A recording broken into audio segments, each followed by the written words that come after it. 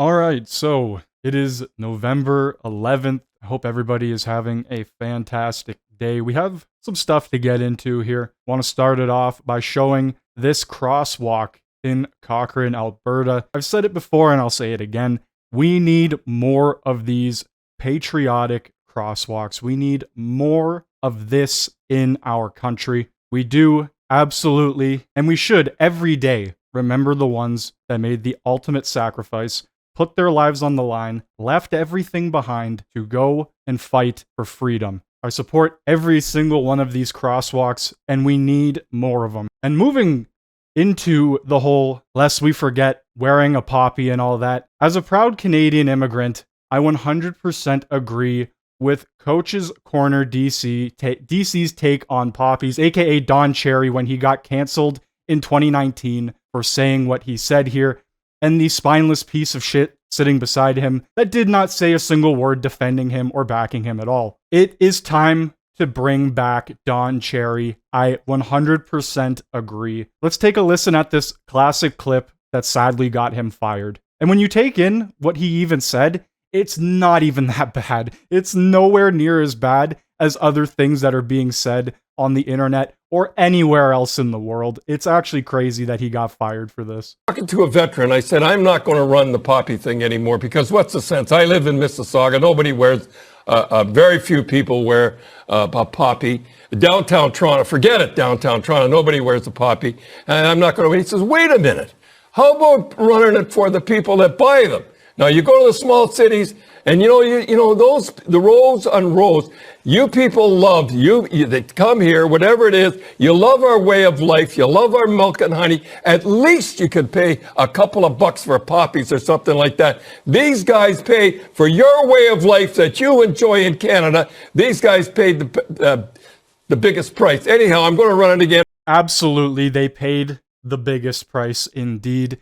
And the fact that he got canceled for saying, you people, holy shit, man. Moving on to the next thing here. Boom! 5 years after being fired, pushing for poppies, Don Cherry is still pushing for poppies. Let's go. This man is an absolute Canadian legend, and he will go down in history as so. We have some breaking news here coming out of Ontario. Toronto Metropolitan University Medical School has scrapped its plan to reserve 75% of its seats for equity-seeking groups after Doug Ford sent a letter demanding that they institute merit-based admissions instead, aka they hire people or accept people based on their skills and how well they can perform in that job, not a DEI hire that is unauthentic to begin with, paid for by the government, and isn't even qualified for the job. They hire based on what your skin color is and what your sexual preference is. This is identity politics at its finest, and identity politics actually separates people more than it brings them together, especially in a job site or a job-based environment.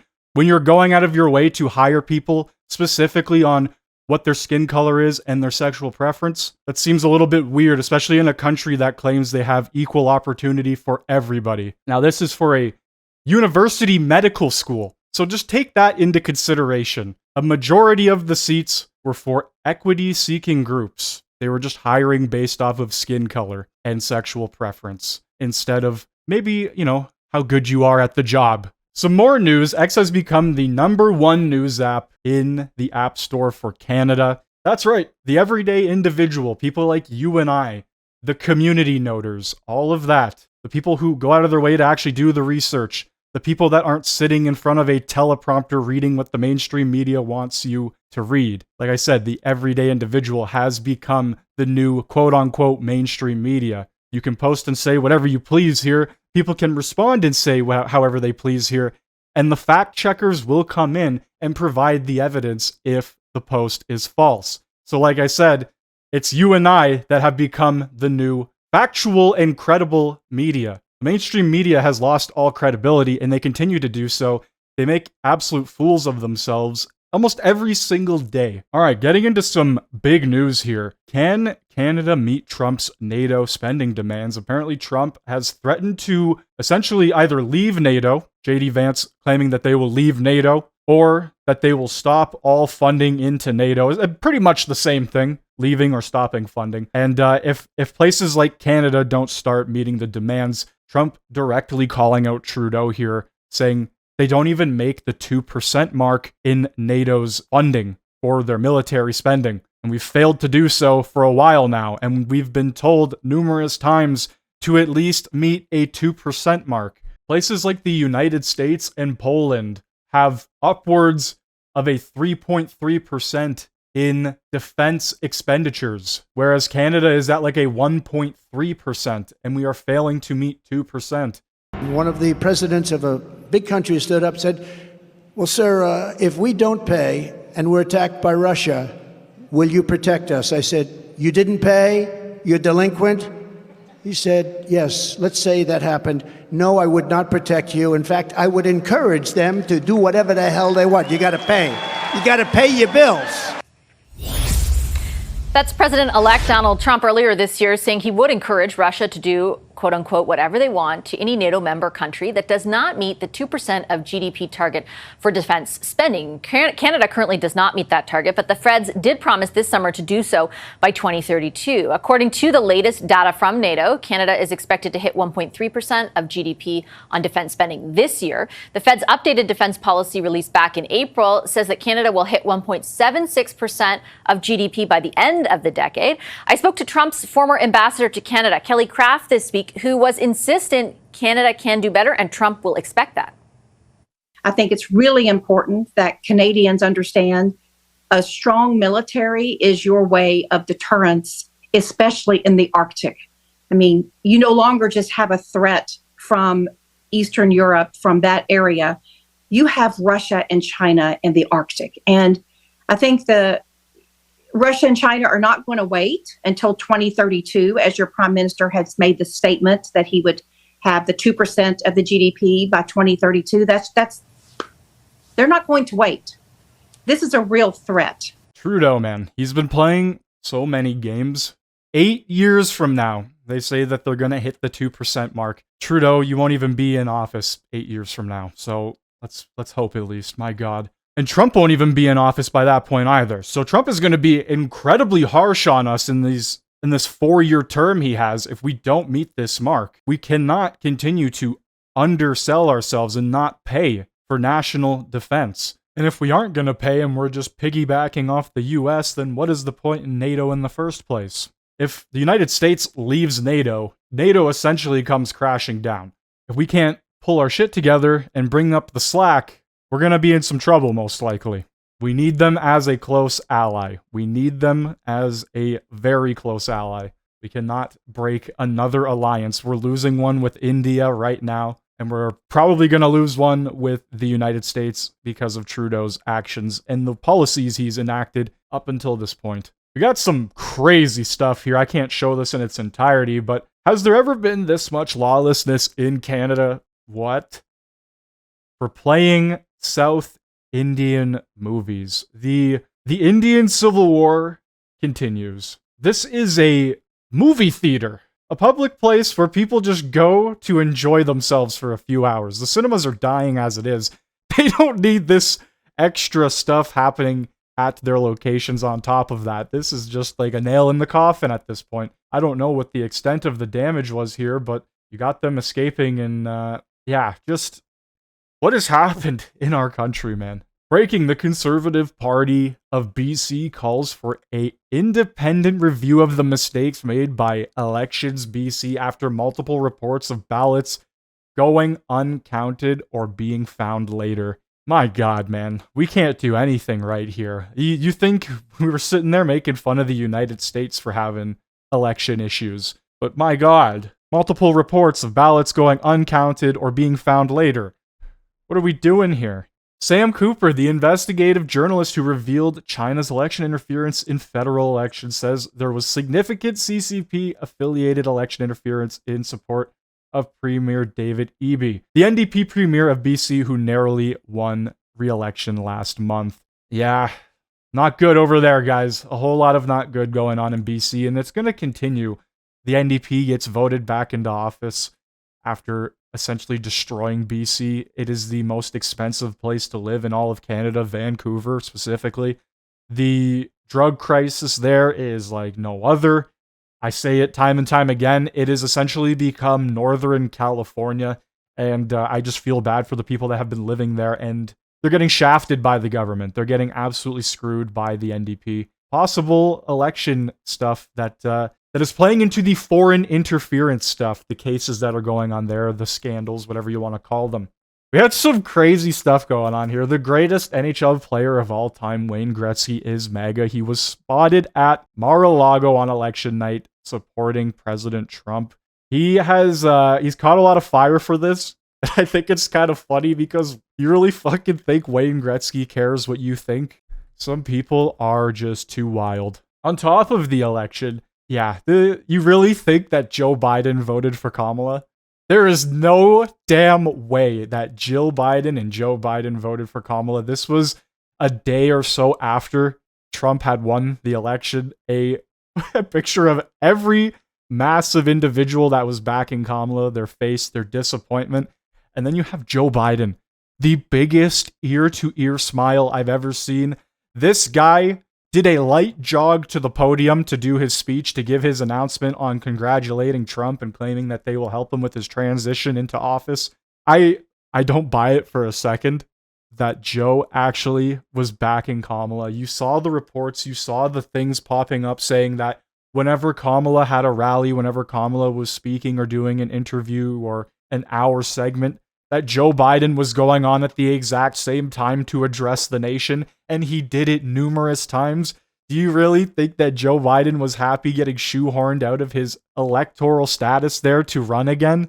Absolutely not. They shoehorned somebody that had no qualifications whatsoever. Kamala was a joke. The Democrats were definitely pissed off and are divided now, probably more than they ever have been because of this. And look, disappointment, crying, disappointment, probably on the brink of crying, disappointment, laughing his ass off with the biggest smile, probably going to go home and eat some ice cream. Kevin Vaughn, when you allow illegal encampments to remain in Toronto's parks, children are hurt the most, especially those in neighborhoods where they can't afford to go elsewhere. The NDP claim to stand up for our most vulnerable when it's their policies that hurt them the most. Toronto spent $1.1 million upgrading Alexandra Park with new pickleball courts, a skate park, playground equipment, and lighting weeks after it opened. The homeless encampments returned. This is, it honestly doesn't shock me. I don't know why it shocks anybody that after they spent over $1 million upgrading it, like the homeless people would just not return after. There's nothing in place to stop this. There's nothing in place denying it. It's just crazy to see. This is how bad and how far our country has fallen. Like, you could say at one point in time that this is somewhere in California, because this is what California's looked like for a while now. But no, this is in Toronto, in the heart of Alexandra Park. Not good across the board, that's for sure. We got murals of Kamala already being painted up in deep blue Atlanta. Already ditching the Kamala. We had some interesting news here. The U.S. Justice Department brings criminal charges in Iranian murder-for-hire plan targeting Donald Trump. This is another attempt, another plot to try and take him out, essentially. You know what? We've already seen it happen numerous times, and people are probably sadly going to continue to do so. And I do not condone any violence of any political figure, no matter who they are. Unless they've gone like pure dictator. But, you know, I guess that's all up to opinion at this point on what you think of Donald Trump. Whenever you see Jimmy Kimmel complaining about Donald Trump, or anybody at that matter, calling them out on anything, just remember this clip here, the absolute vile, disgusting act of Jimmy Kimmel. This man is such a scum, such a piece of shit. So yeah, you can go back and watch that clip if you'd like to. Just keep that in mind whenever he literally says anything about anybody else. This clip here. Perfect example of who Jimmy Kimmel is. We have a interesting video here of Trudeau at some sort of plant, and the workers behind him literally look like they've been held hostage, and the faces they make as Trudeau speaks. Next question. Hi, Thomas Hill from Bloomberg. Just another one on the US election. What kind of impact do you anticipate on investment in Canada if the US begins aggressively cutting taxes, corporate taxes, like it's indicated it will? Is there a risk of investment moving south of the border? Canada has always focused on being competitive in terms of an investment climate versus the United States. That's why one of the things we've done over the past years is bring in new programs to draw in investment, and it has worked. So the world is taking notice of what Canada's putting on the table. It's why we're leading in electric vehicle battery manufacturing, why we're drawing in so many innovative companies from around the world interested in, yes. Look at this guy's face. He's like, yeah, buddy, we are not voting for you in the next election. We want nothing to do with you. Look at this guy. He's like, yeah, I don't think so. So we have a member of the Trudeau government here that is complaining about butter prices. I believe her name is Melanie Jolly, or however you pronounce it. And the sad reality of it is butter prices are controlled by the Canadian Dairy Commission, which is actually a government-run little whatever you want to call it, a little part of the government there that controls the butter prices. So the exact same individuals that are running the government are complaining about the government. Jesus, these people are so out of touch. I know that people are angry. I know there's frustration. We're all frustrated when we go and buy our groceries. And, I was looking at just buying a pound of butter over the weekend. It's nearly $9 in Montreal. A group of masked people in all black were seen in Hamilton, Ontario with a mass deportation sign out front of Jackson Square. If I had to guess, these are most likely federal agents. Like, you're dressing up in all black, you're covering your face up, you're not showing yourself. I've got a lot of questions here about who these individuals are, and if they are trying to bait people or what the case is. I don't trust it. To some degree, I agree with this, but I don't know. This feels very set up, in my opinion. And the last piece of news that I'm going to share with you guys before I do a little throwback to a question period of last week, because there is no question period this week. What is going on with Trudeau's Deputy PM, Chrystia Freeland? She, in this video, is like almost hyperventilating. She is sporadically moving. I almost have concerns, actually, for her well-being and health. Take a look at this video. What's the plan? Are there going to be more CBSA guards at the border? What are you going to do about increasing strength there? As you mentioned. What's the plan? Are there going to be more? I don't know. I feel like maybe political officials need to take some sort of cognitive test, maybe take some sort of medical testing. I don't know at the end of the day, but this is kind of freaking me out a little bit here, that somebody of this power, this high up is, I don't know, man. There's a lot of videos of her acting like this too. This isn't just the first one. She's very twitchy. She sporadic movements. Like the breathing is not natural.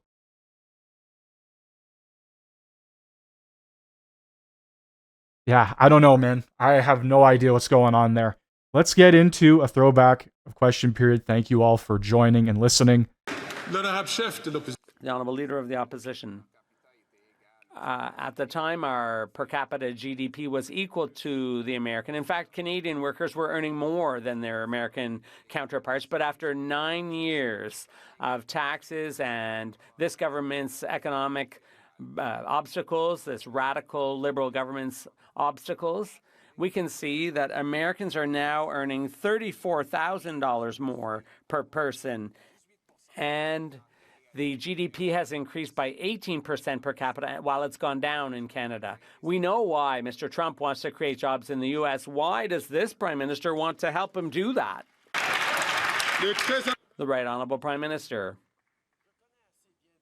I know Donald Trump well enough to know that he would be very confused, as are Canadians, in trying to understand why the Leader of the Opposition, in these uncertain times with hostility abroad and so on, why does he keep refusing to get the security clearance he needs in order to get top secret briefings so that he can protect his members and Canadians? The Conservative leader refuses to get security briefings. Donald Trump wouldn't understand that, and Canadians don't either. The Honourable Leader of the Opposition. What President Trump must not understand, must actually find kind of humorous, is that while he wants to take jobs from other countries and give them to Americans, he sees here in Canada a Prime Minister that wants to help him do it. Yeah. Let's review the track record. He brought in a massive tax on energy that he wants to quadruple, which will drive our trucking, manufacturing, factories, and other businesses abroad. He raised taxes on investment. He's blocked key energy projects, and he's shipped $500 billion down to the United States. Is the Prime Minister auditioning to be the Secretary of Job Creation in the United States?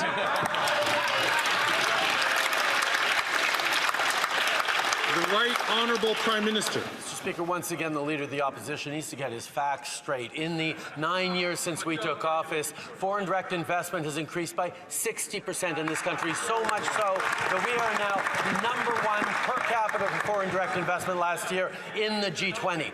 Mr. Speaker, we continue to work hand in hand with the United States, with whatever administration, to protect jobs, to grow our economies. But what the American government will not understand is why the Conservative leader continues to refuse to get the security clearance necessary to protect Canadians. Here we go again. It's the security clearance. My goodness.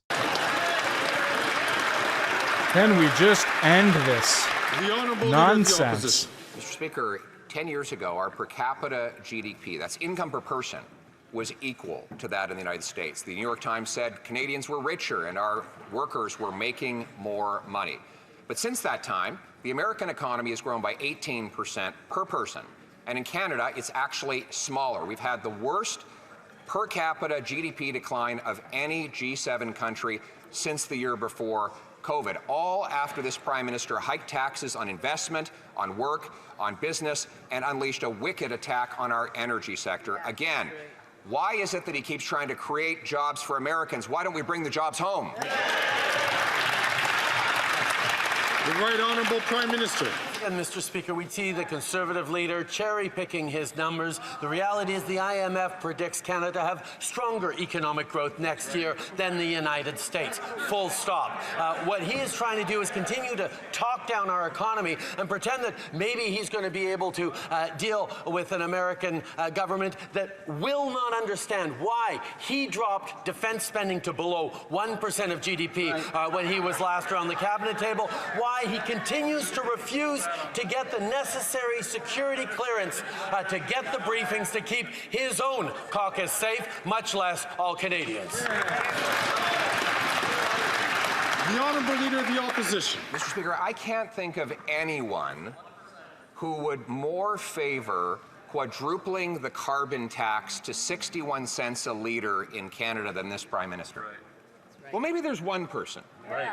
I think perhaps President Trump wouldn't mind, because of course it will mean our trucking companies, our factories, our mines will all shut down and go south of the border where they will pay zero carbon tax. Mr. Speaker, we have enough to worry about with President Trump potentially imposing tariffs on Canadian companies. Why would our government impose tariffs on ourselves?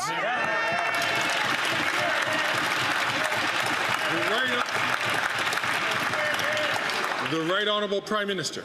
Once again, Mr. Speaker, the Leader of the Opposition demonstrates that he has no understanding that the only way to build a stronger economy for the future is also to protect the environment at the same time while putting more money back in the pockets of Canadians. The Canada Carbon Rebate puts more money back in the pockets of 8 out of 10 Canadians, according to the Parliamentary Budget Officer, according to top economists and environmentalists across the country. We're putting more money in people's pockets that the Leader of the Opposition wants to take away at a time where investments in jobs, in growth, in the future is more important than ever before.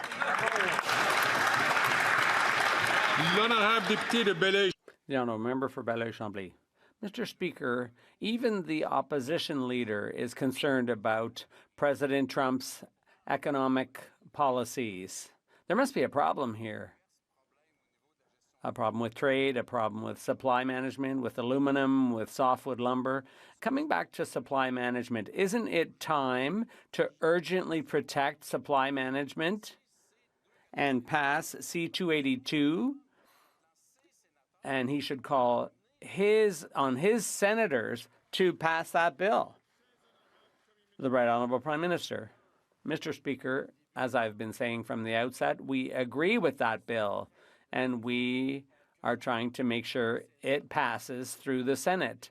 We need to show how firm we are about supply management, about our support for it. We've always stood up for it. We're the government that promised to never give up anything in any future trade deals when it comes to supply management. And we're going to keep our word. I'm glad that the Bloc is supporting us in that endeavor, and we will continue to protect our supply-managed farmers. The Honourable Member for Belleuil-Chambly. The comparison between the government's will and firmness and its actual results is pretty obvious. A lot of economists say that the economic policies of Republicans will cause inflation. Isn't it time to urgently protect the purchasing power of those aged 65 to 74 by restoring equity within the OAS for everyone, as the Bloc is demanding? The Right Honourable Prime Minister. Mr. Speaker, we all know how global inflation has been difficult for Canadians, particularly for seniors, and that's why, as a government, we worked so hard to bring inflation down in Canada faster than in the U.S. and in other parts of the world. And that's also why interest rates have gone down quicker in Quebec than in other parts of the world. We will continue to be a government that manages public finances responsibly in order to make sure that people can continue to enjoy lower interest rates, and we will continue to invest in programs like dental care and pharmacare that will help seniors too. The Honourable Leader of the Opposition. Having capitulated and allowed President Trump to reimpose the softwood lumber tariffs that Stephen Harper had taken off, and now Biden having doubled those tariffs, our softwood industry hemorrhaging jobs. One way to boost the industry is to build some homes. It turns out I've got a common sense plan to cut the wasteful bureaucracy that has built zero homes and use the savings to axe the sales tax and boost home building by 30,000 new homes per year. Will the Prime Minister accept my common sense plan?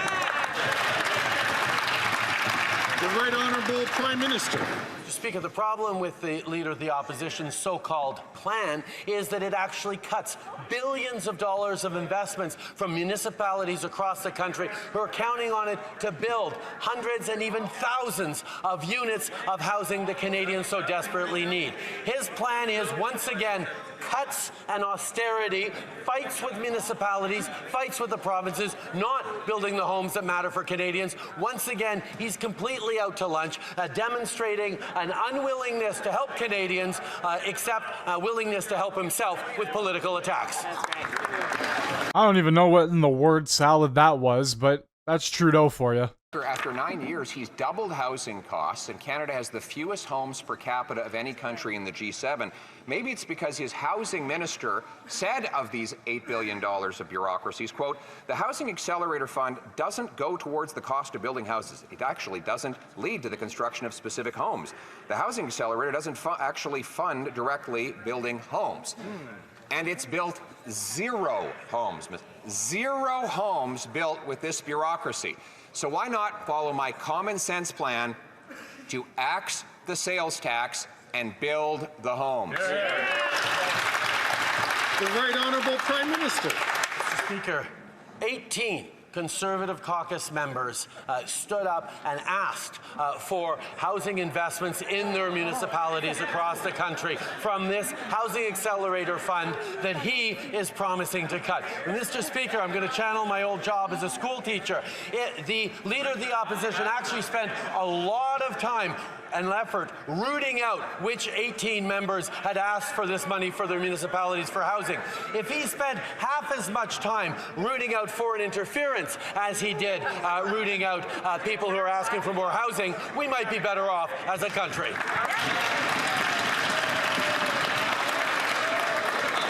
The Honourable Leader of the Opposition. No, these MPs were just trying to solve the case of unsolved mysteries. Yes. Where are all these homes? They said, can you point out any one of them? And so they wrote the minister 18 letters, and he got 18 letters, and he couldn't respond with even one home that his $8 billion bureaucracy has built. All these 18 MPs tried to help the hopeless minister. So let me try again with a real plan to build the homes. Axe the tax.